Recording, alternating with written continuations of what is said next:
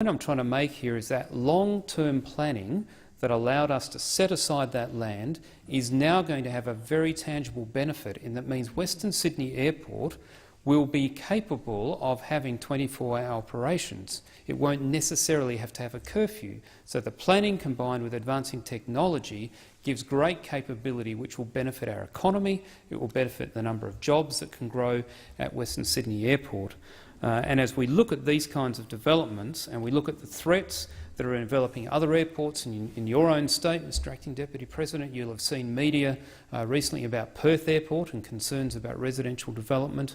Certainly as I look at places like Archerfield and Bankstown, there are great concerns, and Jandakot in Western Australia,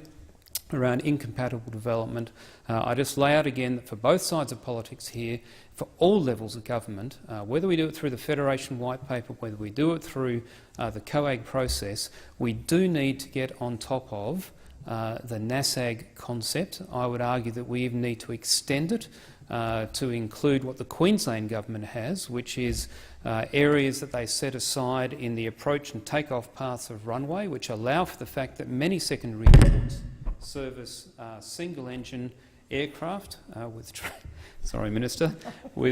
trainees, and there is a danger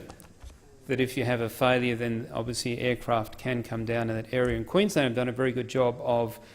quarantining, if you like, a splay out the end of